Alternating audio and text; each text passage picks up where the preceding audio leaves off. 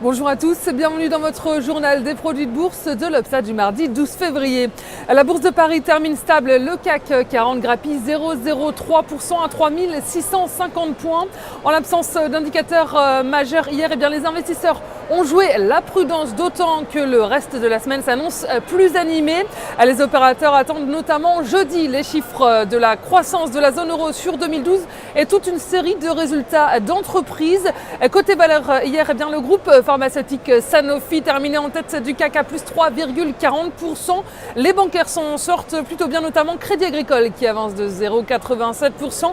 Légère baisse en revanche pour le secteur du luxe chez PPR ou LVMH qui perdent respectivement 2,27 et 1,31%. Outre-Atlantique, les indices américains terminent en légère baisse. Wall Street marque le pas après une belle performance la semaine dernière. Peu d'indicateurs majeurs à se mettre sous la dent. L'activité a tourné au ralenti hier sur la place new-yorkaise. Les volumes d'échange sont restés assez faibles, d'autant que les marchés asiatiques étaient fermés hier pour cause de jours fériés à l'occasion du Nouvel An chinois.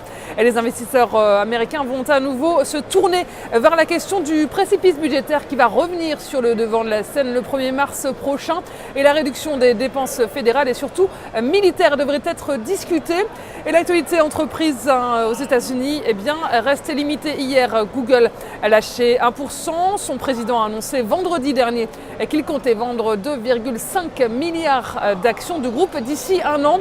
Et Dell restait stable. Le titre était toujours sous surveillance à Wall Street alors que le groupe informatique a annoncé que l'offre de rachat par son fondateur Michael Dell était dans l'intérêt des actionnaires. Et les investisseurs ont gardé un œil évidemment sur la réunion des ministres des Finances de la zone euro qui se tenait hier à Bruxelles. Un nouveau bras de fer entre partisans et opposants de l'euro fort. Et selon le nouveau président de l'Eurogroupe, la question de la parité de l'euro doit être abordée lors de la réunion du G20 en fin de semaine à Moscou. Et l'euro qui s'est changé hier à 1,3383 sur fond de retour des incertitudes en zone euro. Et du côté des matières premières, le pétrole WTI a gagné 1,27% à 97,02 $.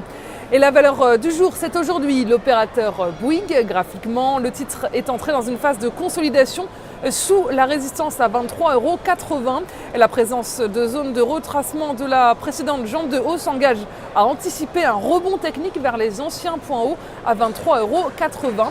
Et seul l'enfoncement des 18 € terminerait à nouveau les perspectives d'évolution du titre. La stratégie qui vous est proposée pour jouer cette valeur, c'est l'achat du Varant Call Bouygues à 3192 T d'Unicredit au prix d'exercice de 20 € et d'échéance au 6 septembre 2013. Voilà, c'est tout pour aujourd'hui. Très bonne journée, on se retrouve demain.